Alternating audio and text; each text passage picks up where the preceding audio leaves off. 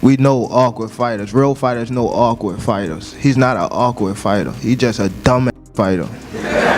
You trying to kill me or I'm trying to kill you? You know, I think let's go in here and make this money. You know, it's more of a business tactic than anything. Tank is not the guy that knows how to sell a fight. Tank cannot sell a fight in his own division. You have the Paul brothers and they come over to boxing. Their idea from day one is we don't have the skills or the experience. What we're gonna do is we'll take on the absolute best guys, but they're gonna spot us some pounds. At the press conference, Gervonta Davis cranked up the intensity with a bold warning to Jake Paul. He promised a savage ending, guaranteeing a knockout that would silence any debate. Brimming with confidence, Davis made it clear he isn't just showing up to win, he's coming to finish. Jake can cash in big. He's a fighter that just started fighting.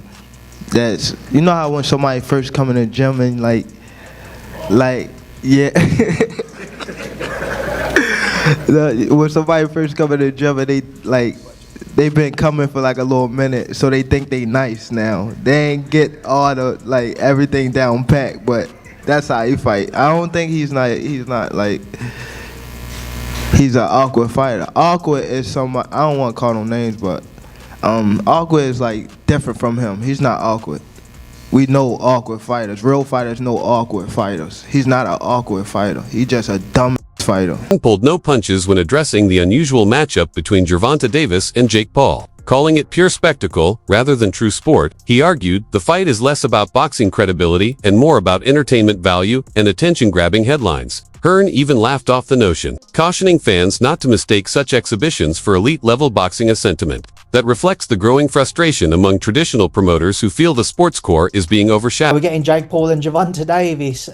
What can you tell me about that? What can you tell me about why Jake and Anthony has maybe been put to the side for now? Yeah, they always told us that it was, we were looking at that fight for February of next year, and they always said that there was a chance that Jake would fight in November.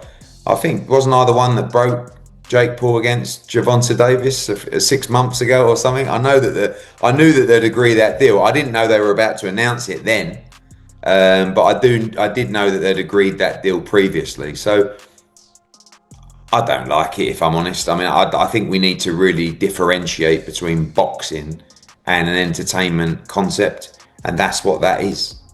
It's a freak show. It's entertainment. It's a lightweight fighting a cruiserweight.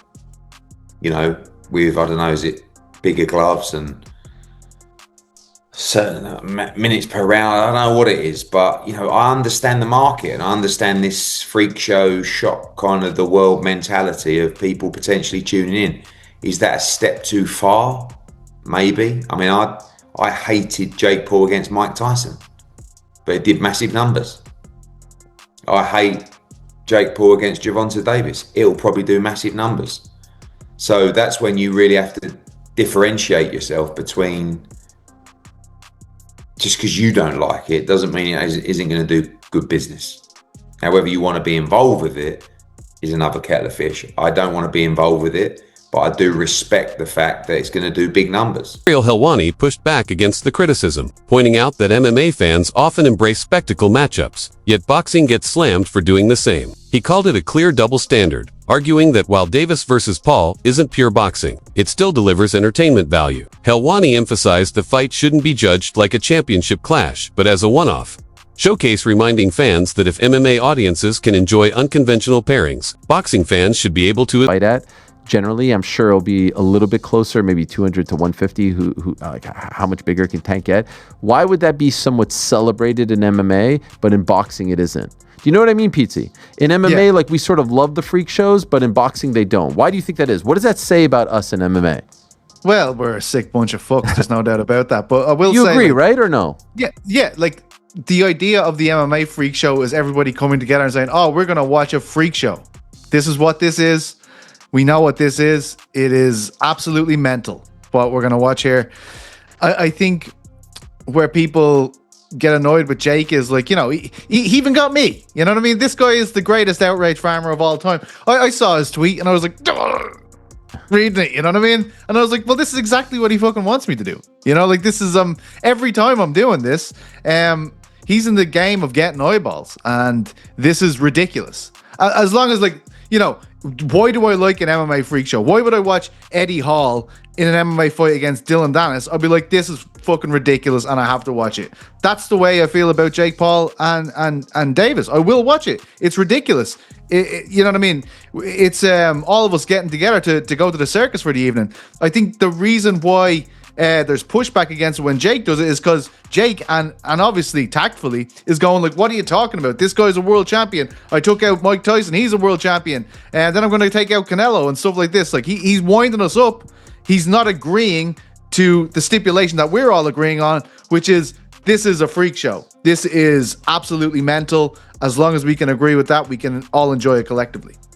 Chael Sonnen didn't hold back. Tearing into Jake Paul's legitimacy as a boxer, he argued the Paul brothers leverage fame and money, not true skill, to secure marquee fights. Sonnen highlighted Jake's habit of targeting aging legends or seasoned names despite his obvious technical shortcomings, calling the Davis matchup just another money grab spectacle rather than a real contest. His blunt critique echoed the frustration of skeptics who see hype taking priority. Tank is not the guy that knows how to sell a fight. Tank cannot sell a fight in his own division. You have the Paul brothers and they come over to boxing. Their idea from day one is we don't have the skills or the experience. What we're going to do is we'll take on the absolute best guys, but they're going to spot us some pounds. Tank has one job to do, that it doesn't make any difference, that boxing is a real sport. My skills versus your skills, of which I am an abundance of and of which you have none of. Tank is telling anybody that will listen that there's a size problem. My skills and my experience in boxing, I do not have to wonder who's in the bar tonight. Any bar I go to, I rule the bar. No, it turns out that you don't. Just need some big guy to corner you, apparently. Boxing has never stood its ground. Boxing has never been able to explain why Floyd needed a half hour to get rid of a guy who's never boxed before. Tank Davis has already began this. When you choose a dum-dum, don't be surprised when he goes out and acts like a dum-dum. The size disparity between Gervonta Davis and Jake Paul has become the focal point of their exhibition clash. Davis is a natural lightweight, while Paul fights near cruiserweight, a gap that raises serious questions about fairness. Many believe the matchup tilts in Paul's favor from the start. Analysts note that Paul wins either way.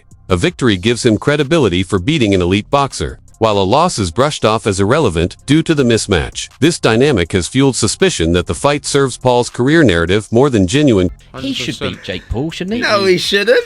But you don't think? Sorry. So, I thought we were all unanimous here. Do you think that shouldn't. Do you think Jake Paul beats Gervonta Davis? 70 pounds is 70 pounds. Gervonta Davis is very small. 5'5". He's tiny, bro. 5'5". That's what I'm saying. Jake Paul, he's a little 6'1". man. If Jake Paul's tucking up, move on, and absorbing punishment for walking forward, then look, there's a way to run it. Bro, that's a fucking disgrace of a fight. Yeah. You know it. Just like the Mike Tyson low-key was a disgrace, but we accepted it. But Yeah. he was 60 years old. I mean, the casuals don't see the weight difference. They see Jake Paul and Gervonta Davis. Yeah. And if Gervonta Davis doesn't fuck up Jake Paul, they're going to think Jake Paul is some pound-for-pound champion type of fighter. Yeah. Gervonta Davis, he's actually really small. Like, when I fought him, he's small. Yeah. So I just think it's a very unfair fight. Ryan Garcia drew parallels between Gervonta Davis versus Jake Paul and past controversial spectacles in boxing, like Mike Tyson's exhibition bouts that fans never truly demanded. He admitted the public isn't asking for this fight either, but noted that the sport often pushes forward with such events when money and hype take over. Garcia stressed the obvious size difference, Davis being much smaller than Paul, calling it an unfair matchup from the start. Still, he argued that despite fans' discomfort, they'll have little choice but to accept it, as financial incentives and media buzz ultimately drive these kinds of contests. Ferocious. You know, this is speed and power and explosiveness combined. Like, they couldn't keep up with it. Wanted to get your take on the Jake Paul versus Tank Davis. They just announced the fight. What's your instant reaction to that? I don't have no reaction. You know, I don't know what's going to happen with a 135 pounder going up against a 200 pounder. You know, if it's scripted, then it's going to be good for the fans to watch. What do you mean by scripted? Like rigged? Yeah, like scripted. Like, but none of those guys want a fucking L, right? I think it's not a real fight. I think it's because it can't be a real fight because they ain't in the same weight. So it'd be more like an exhibition. I think it is an exhibition, but do you think they're like, but not one person saying like, yo, I'm going to fucking throw the match. You think? I don't think. Or you never know? Yeah, I think they're going to go in there and spar. I don't think it's going to be you trying to kill me or I'm trying to kill you.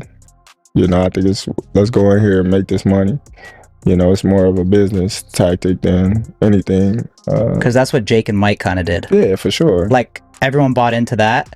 And then when you watched it, it was just like, bro, this sucks. I'm friends with Jake. I like him too. But that fight, yeah, I didn't like that one. Jake too big for Tank. You know, in reality, he's way too big for Tank. Like, Tank is very talented, punch hard, explosive.